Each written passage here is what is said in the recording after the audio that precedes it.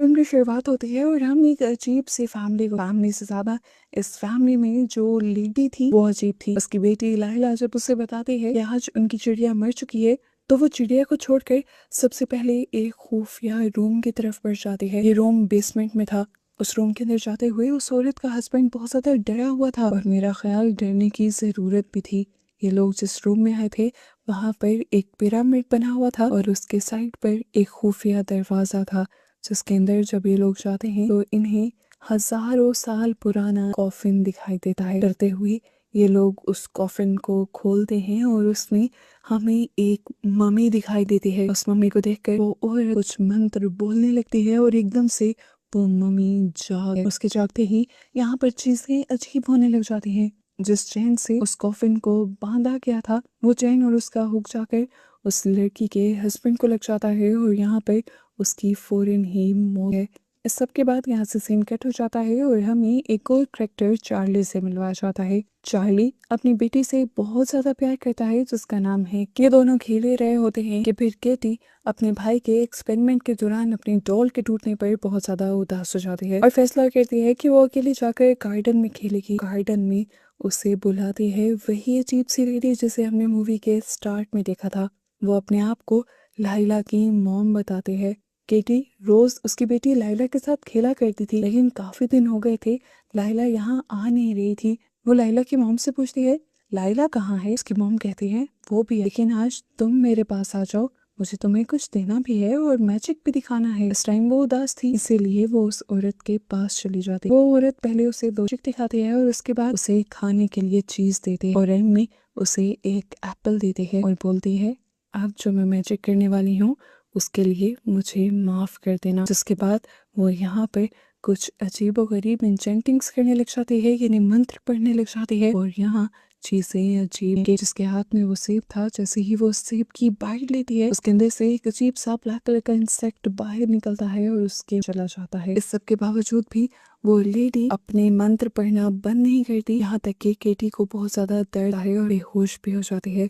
जिसके बाद वो लेडी केटी को लेकर यहाँ से भाग जाती है। केटी के डैड यानी चार्ली को जब केटी की आवाज नहीं आती तो वो उसे ढूंढने के लिए निकलते हैं, लेकिन केटी उन्हें कहीं नहीं मिलती। वो केटी को ढूंढने के लिए अब बाजार पे भी निकल जाते हैं और उन्हें एक लेडी दिखाई देती है जिसके हाथ में एक बच्ची थी, यानी यही औरत। वो देख चुके थे कि वो औरत उनकी बेटी को किडनैप करके भाग रही है। वो भी अपनी बेटी के पीछे भागने लगते हैं, पर अचानक से यहाँ एक भयानक तूफान आ जाता है, जिस तूफान में वो दोनों गायब हो जाते हैं। चार्ली उसे ढूंढने की बहुत ज्यादा कोशिश करता है, लेकिन ना तो वो खुद ढूंढ पाता और ना ही पुलिस ऑफिसर्स ढूंढ पाते। यहाँ तक कि केटी को गायब हुए 4 साल भी गुजर जाते हैं, पर केटी के मोम और डैड इस सब में से बाहर नहीं निकल पाए। हमें पता चलता है कि केटी के गायब होने के फौरन कुछ दिन बाद ही इनके एक और बेटी पैदा हुई, लेकिन उसके आने ने केटी की कमी को पूरा नहीं किया था। अब सीन कट होता है और हमें जंगल के पास एक लड़के को दिखाया जाता है। अचानक उसे अपने पीछे प्लेन क्रैश हुआ दिखाई देता है और जब वो उस क्रैश पॉइंट पे पहुंचता है तो दिखता है कि दोनों पायलट मर चुके थे। उनकी हालत को देखकर वो बहुत ज्यादा डर जाता है और जंगल में ही भागने लगता है और बिल्कुल दरमियान में उसे बिल्कुल वैसा ही कॉफिन दिखाई देता है जैसा हमने मूवी के स्टार्ट में देखा था। घबरा कर वो इस कॉफिन के बारे में पुलिस ऑफिसर्स को बता देता है और फिर इस कॉफिन पर रिसर्च शुरू हो कॉफिन जाता है तो उसके अंदर कोई बहुत पुरानी मम्मी नहीं निकलती, बल्कि मम्मी की शक्ल में एक जिंदा ही उसमें से मिलती है। इसके ऊपर से जब पट्टियां हटाई जाती हैं तो पता चलता है वो कोई और नहीं बल्कि केटी ही थी, जिससे पिछले 4 साल से जिंदा इस ताबूत में बंद कर रखी। खबर जब केटी के मॉम डैड को पता चलती है तो वो लोग भागते हुए हॉस्पिटल पहुंचते हैं और यहाँ डॉक्टर्स उन्हें केटी को देखने से पहले एक वार्निंग देते हैं कि उसे देखकर कोई भी बुरा रिएक्ट नहीं करेगा।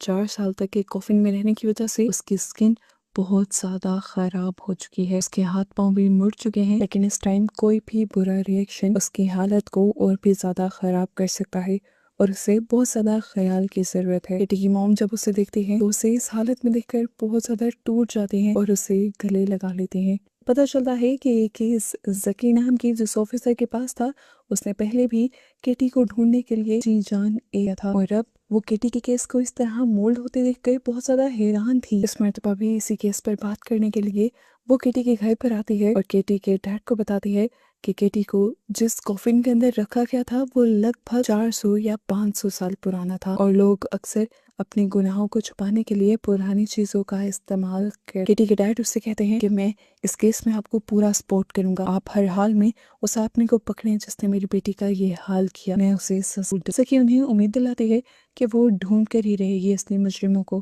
खैर ये लोग केटी को लेकर अब घर वापस आ जाते हैं और यहाँ आते ही केटी की ग्रैंड माँ उसके ऊपर होली प्रैंक्स करने लगती है, लेकिन इसकी वजह से पता नहीं केटी को क्या होता है, उसका जिस्म अजीबोगरीब तरीके से मुड़ने लगता है और वो अजीबोगरीब आवाज़ें निकालती है। केटी की मॉम ये देखकर डर जाती हैं और उसे एक इंजेक्शन स्टैब कर देती हैं, जो कि डॉक्टर। यहाँ पर हमें पता चलता है कि चार्ली यानी केटी के डैड भी एक जर्नलिस्ट थे और इन्वेस्टिगेशन में बहुत ज़्यादा अच्छे थे।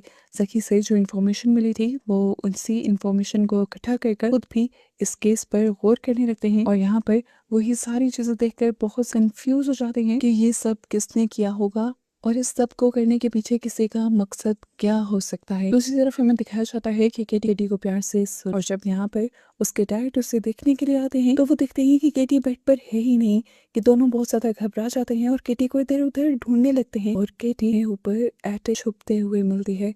वो इनसे भाग रही थी, इनसे घबरा रही थी, ये लोग उसे रिलैक्स करने की कोशिश भी कर रहे थे, लेकिन यहाँ पर वो इन्हें इग्नोर किए अब अपने शिकार के पीछे पड़ चुकी थी। यहाँ पर उसे एक बहुत बड़ा सा स्कॉर्पियो दिखाई देता है जिससे वो पकड़कर चुभाने लग जाती है और ये देखकर ये दोनों मॉम डैड बहुत ज्यादा घबरा जाते हैं और उसके मुंह के अंदर हाथ डालकर उस स्कॉर्पियो को बाहर निकालने की कोशिश। ऐसा करने पर केटी एक वॉमिट भी कर देती है, लेकिन ये वॉमिट भी नॉर्मल नहीं थी। उसकी वॉमिट में चिपचिपा ग्रीन कलर का लिक्विड निकलता है जो बिल्कुल भी नॉर्मल नहीं था और उसे देखकर ये लोग घबरा भी। अगले दिन केटी की मॉम और ग्रैंड माँ उसे नहलाने धुलाने लगते हैं। उसके नेल्स किसी एंटिटी की तरह बहुत बड़े बड़े हो चुके थे। केटी की मॉम जब उसे काटने की कोशिश करती है तो उसकी बहुत ज्यादा ताकत लगती है, लेकिन उस सब के बावजूद नील नहीं करता, बल्कि नील के साथ उसके पाँव की स्किन उतर आती है। केटी की मॉम को लगता है कि केटी को बहुत ज्यादा दर्द हुआ होगा, पर ऐसा कुछ भी नहीं था। उसे दर्द नहीं हुआ था, उसे तो जैसे इस दर्द से सुकून मिला था। वो अब इस व्हीलचेयर से भी उठ जाती है और सबको साइडों पर गिराते हुए किचन में जाती है और वहां से लेते हुए अपने पाँव पर चोट पहुंचाने लगती है। यहाँ पर केटी की मॉम और ग्रैंड माँ जब उसे रोकने के लिए जाते हैं तो वो उन्हीं दोनों के ऊपर हमला करके यहाँ से भाग जाते। इतनी ही देर में शुक्र था कि चार्ली भी घर वापस आ गया। उसने किसी तरह केटी को पकड़कर उसे नॉर्मल करने की कोशिश की और फिर उसके पाँव पर खुद बैंडेज भी। केटी की हरकतें इन्हें समझ नहीं आ रही थी। चार्ली अब अपनी वाइफ से कहता है कि हमें केटी को कुछ दिन के लिए वापस हॉस्पिटल छोड़ देना चाहिए, पर इस चीज से केटी की मॉम और भी ज्यादा उदास हो जाती हैं और जाके बहुत ज्यादा इमोशनल होकर केटी से बात करने की कोशिश करती हैं। केटी ने अभी तक इतने दिनों में कुछ भी नहीं बोला था। वो गुस्से में आकर उसे झंझोड़ देती हैं और केटी यहाँ पर उनके मुंह पर स्पिट कर देती है, लेकिन इससे भी केटी की मॉम को गुस्सा नहीं आता क्योंकि कम से कम केटी ने उनकी किसी बात का रिस्पॉन्ड तो किया था। रात होने पर अब केटी के डैड उससे मिलने के लिए आते हैं और यहाँ पर इमोशनल होकर रोने लग जाते। वो केटी से माफी मांग रहे थे। वो कहते हैं क्या कर उस दिन मैंने तुम्हें अकेला ना छोड़ा होता गार्डन में तो तुम आज मेरे साथ होती, बिल्कुल ठीक होती। तुम्हारे साथ ये सब कुछ जो हुआ, जो दर्द तुम्हें इतने सालों झेलना पड़ा, वो सब मेरी वजह से है। इस टाइम हमें पता चलता है कि केटी बोल पा रही थी, लेकिन वो यहाँ पर अजीब और गरीब तरीके से दांत बजाने लगती है। उसके दांत बजाने का तरीका बहुत अजीब था। उसके डैड को याद आया कि बचपन में वो एक स्पाई बनना चाहती थी और हमेशा वो मोर्स कोड सीखा करती थी और इस तरह वो मोर्स कोड के जरिए उसे कुछ बताने की कोशिश कर रही है। वो सारे मोर्स कोड नोट कर लेता है और उसे जब डीकोड करता है तो उसमें लाइला खलील नाम का एक नाम पता चलता है उसे। ये केस में एक बहुत बड़ी लीड हो सकती थी, इसीलिए वो फौरन सकी को कॉल करके इस बारे में बताती। अब लाइला खलील आखिर थी कौन? सकी चार्ली से कहती है देखो इस बारे में ज्यादा तुम्हें ही अच्छे से पता होगा। क्या किटी की लाइफ में कोई लाइला थी, कोई उसकी दोस्त, कोई जानने वाली, कोई टीचर? मुझे सारी बातें सर्च करके बताओ। ये सुनकर चार्ली को है और वो ऊपर जाकर वो सारे लेटर्स चेक करने लगता है जो किटी के गायब होने के बाद उन्हें रिसीव हुए थे और उनमें से एक लेटर लाइला खलील का भी था और इस लेटर पे वही चोको चिप बना हुआ थे जो चोको चिप उस दिन उस लेडी ने केटी को। और याद होगा कि उस लेडी ने बताया था कि वो लाइला की मॉम, लेकिन इस बारे में अभी चार्ली और सकी कुछ नहीं जानते। सीन कट होकर दूसरी तरफ हमें देखा जाता है कि केटी को अपने कमरे के बाहर किसी के होने का एहसास होता है और उसे पता चल जाता है कि ये उसकी छोटी बहन है। वो बहुत ही सी आवाज में उसे अपनी तरफ बुलाने लगती है कि पहली बार था जब वो बोल रही थी। उसकी बहन भी इस चीज से इम्प्रेस होकर उसके कमरे के पास चली जाती है। मोली खुश होकर किटी से बात करती है और कहती है मैं ये जाकर मॉम को बताती हूँ कि आपने बोला। पर किटी कहती है नहीं, अभी ये बात नहीं, मैं मॉम को सरप्राइज दूंगी। ये कहते ही वो दरवाजे के नीचे से उसके पाँव को टच करती है और उसकी स्किन को देखकर मोली बहुत ज्यादा डर जाती है। वो यहाँ से भागने की जब कोशिश करती है तो हमें दिखाया जाता है कि ये अजीब सी कोई पावर उसे उठाकर उसी दरवाजे पे लाकर चिपका देती है। और ये पावर्स असल में किसी और के अंदर नहीं थी बल्कि किटी के ही अंदर थी। दूसरी तरफ हमें दिखाया जाता है कि सकी भी दिन रात एक कर रही थी इस केस पर और उससे बहुत सारे लाइला खलील के बारे में पता चला था। और लाइला खलील का पता चलाते चलाते वो एक ऐसी लाइला खलील तक पहुंच जाती है जिसके डेजर्ट्स में बहुत सारे खेत थे जहाँ पर एप्पल्स उगाए जाते थे। और उसे याद आता है कि जब किटी गायब हुई थी तब उसका खाया हुआ एप्पल एक गार्डन से मिला था। इन्हीं किसी ने उसे एप्पल ही खिलाया था। हो ना हो ये वही लाइला खलील थी जिसके बारे में वो फौरन उन्हीं फील्ड्स के अंदर जाती है और फील्ड्स के दरमियान में उसे एक घर दिखाई देता है।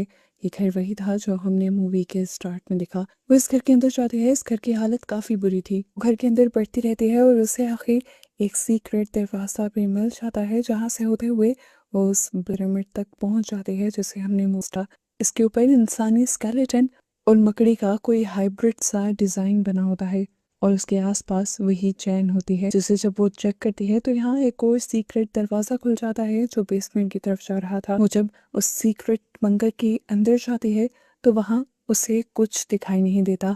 वहां पर बस एक कॉफिन रखने की जगह थी और ये वही कॉफिन था जिसे मूवी के स्टार्ट में ही यहाँ से उठा लिया गया। इस बंकर के खुलते ही वहां दूसरी तरफ वो औरत जो इस टाइम घर पे नहीं थी उसे बंकर के खुलने का पता चल जाता है। वो फौरन रश ड्राइविंग करते हुए घर पहुंचती है और एक चाकू लिए फौरन जकी पर हमला करने के लिए आगे बढ़ जाती है।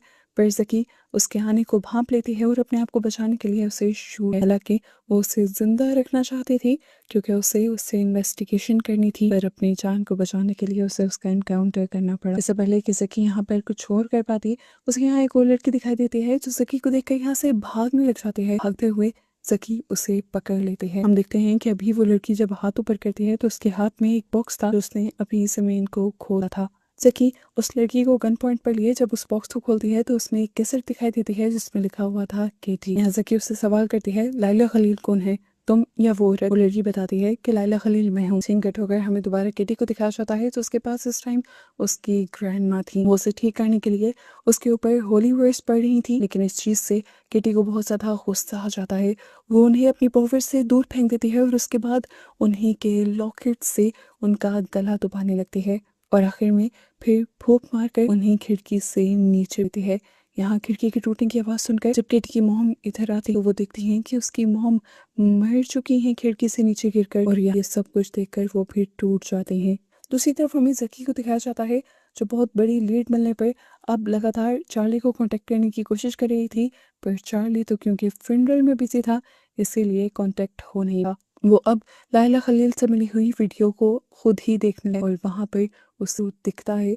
उससे पता नहीं क्यों उसे इतना ज्यादा गुस्सा आ जाता है कि वो लाइला को मारने लगती है और लाइला से पूछती है बताओ आखिर क्यों तुमने उस बेचारी बच्ची के साथ ये सब किया। वो उसे बोलने के लिए फोर्स कर रही थी पर लाइला ने उसे अपनी जुबान दिखाई जिससे क्या था। इस वीडियो में जो भी चल रहा था वो लैंग्वेज जकी को समझ नहीं आती थी लेकिन ये लड़की उस लैंग्वेज को समझ सकती थी पर ट्रांसलेट करके बोल नहीं सकती थी। इसीलिए जकी उसे कहती है कि ये सारी चीजें पेपर पर लिख कर दो। लाइला जो हल्का हल्का बोल पा रही थी वो मुश्किल से अपनी लड़खड़ाती हुई जुबान में सिर्फ जकी को ये बता पाती है कि इन सब चीजों के पीछे मेरी माँ ही थी जिसे हराई हो। उसकी सच्चाई मुझे पता चल चुकी थी और जब मैंने उसकी सच्चाई लोगों को बताना चाही तो उसने मेरी जुबान काट दी।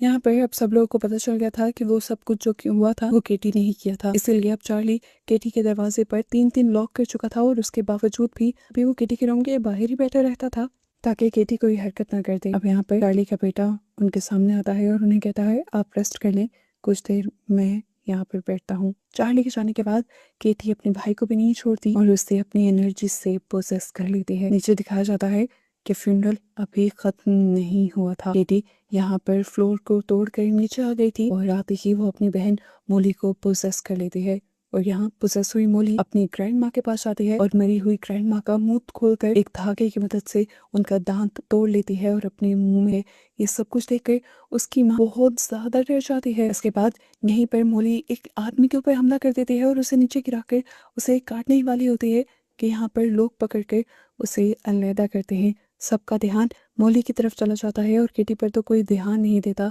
जो अपने आप को आज़ाद करके अब नीचे आ गई थी और वो अपनी ग्रैंड माँ की कॉफिन के अंदर जाकर अपनी ग्रैंड माँ की लाश को ही कच्चा चबाने लग जाती है।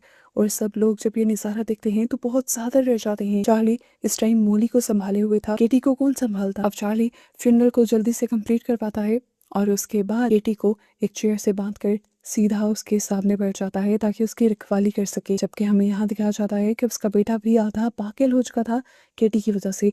ये सब लोग बहुत ज्यादा परेशान थे कि इसी दौरान इनके घर पर जकी आ जाती है। जकी चार्ली के लिए वो सारे सबूत लेकर आई थी जो उसे मिले थे।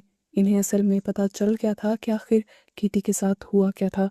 वो ये सारी चीजें जब चार्ली को बताती और दिखाती है तो चार्ली की रूह कांप जाती है। कोई एक मासूम बच्ची के साथ इतना भयानक रिचुअल कैसे कर सकता था। इस वीडियो में साफ साफ दिखाया जा रहा था कि वो औरत एक डेविल कल्ट का हिस्सा, जो लोग डेविल को साल हर साल जिंदा रखने के लिए उन्हें नई नई बॉडीज दिया करते थे और हमेशा इस काम के लिए छोटे बच्चों की ही बॉडीज ऑफर की जाती थी ताकि ज्यादा टाइम तक इन बॉडीज को चेंज करने का ये प्रोसेस ना। इन्होंने जबरदस्ती केटी को मारते हुए उस मम्मी के ऊपर रखा था जिस मम्मी को हमने मूवी के स्टार्ट में देखा था, जिसके बाद इस औरत ने कुछ जादू किया था और उस मम्मी की सारी ब्लैक एनर्जी केटी के अंदर आ गई थी। अब ये लोग समझ पा रहे थे कि क्यों केटी ने वो सब कुछ किया। ये लोग समझ गए कि इस टाइम केटी के अंदर केटी थी ही नहीं, उसके अंदर इस टाइम एक जितनी देर में ये लोग वीडियो देख रहे थे उतनी देर में केटी अपना काम दे, वो अपने भाई को अपने पोजीशन में लेकर अपने आप को आजाद करवा लेती है और यहाँ से बाहर निकल जाती है। ये देखकर सब लोग उसे कंट्रोल करने के लिए उसके पास आती हैं, लेकिन वो किसी के कंट्रोल में को नहीं थी। वो हवा में उड़ रही थी और इस टाइम अपनी असली पावर सबको दिखा रही थी। जकी जो उसे कंट्रोल करने के लिए उसके करीब आती है तो वो जकी को भी सीढ़ियों से नीचे गिराकर बेहोश कर देती है। यहाँ तक कि वो अपनी मॉम को भी अपने से दूर फेंक चुकी थी और अब चार्ली उसे कंट्रोल करना चाह रहा था। चार्ली अपना पूरा जोर लगाते हुए उसे अपने से नीचे कर लेता है और नीचे दबाए रखता है। केटी के अंदर की एंटिटी को जब ये पता चलता है कि केटी का जिस्म उसकी पावर्स को संभालने के लिए छोटा है तो वो अपने आप को चार्ली की बॉडी के अंदर ट्रांसफर। उसके बाद चार्ली और केटी दोनों बेहोश हो जाते। अब क्योंकि ये लोग सारे उस प्रोसीजर के बारे में जानते थे जो केटी के साथ हुआ था, तो अब इन्हें ये भी पता चल गया था कि अब इन्हें उस इंसान को कैसे कंट्रोल में रखना है जिसके अंदर एक डेविल यानी शैतान हो। इन्हें उसको एक कॉफिन में बांध कर रखना था, इसीलिए ये लोग चार्ली की बॉडी को कॉफिन में डाल लेते हैं। केटी बिल्कुल ठीक हो जाती है, लेकिन वो जो अपने डैड से बहुत ज्यादा प्यार करती थी, हमेशा अपने डैड के पास ही रहा करती थी, वो सदमे में चली गई थी। उसकी वजह से उसके डैड ने अपनी लाइफ खत्म कर ली थी। हालांकि वो बहुत अच्छे जर्नलिस्ट थे, वो अपने डैड जैसा ही बनना चाहती थी हमेशा से। केटी यहाँ कॉफिन के ऊपर मोर्स कोर्ट में अपने डैड से बातें भी किया करती थी और खुश भी हो जाती थी। ये देखकर उसकी मॉम को उसकी हालत पर बहुत ज्यादा तरस आ जाता है और वो अब सकी के साथ मिलकर एक बहुत बड़ा प्लान बनाती है। यहाँ पर हमें मूवी का एक बहुत बड़ा ट्विस्ट पता चलता है। वो औरत जिसे उस दिन सकी ने गोली मारी थी वो उस दिन मरी नहीं थी, वो जिंदा बच गई थी, जिसका इलाज भी हो गया था और वो अब जेल के लोग फैसला करते हैं कि उसके किए की सजा क्यों ना उसी को दे दी जाए। इसीलिए एक दिन चार्ली की वाइफ चार्ली को लेकर पहुंच जाती है उसी जेल, जहाँ पर वो औरत उस आदमी को देखकर डर जाती है और इनके इरादे भी समझ जाती है कि अब ये लोग उसके साथ वही करने वाले थे जो उसने आज से पहले कई लोगों के साथ किया था। इस टाइम वो खौफ में थी और इस तरह से खौफ में दिखाते हुए ये मूवी यहाँ खत्म हो जाती है, इस उम्मीद के साथ कि इन्होंने उस औरत को उसके किए की सजा दे दी होगी, उस एंटिटी को उसी की बॉडी में बंद कर दिया होगा और चार्ली भी आजाद हो गया होगा।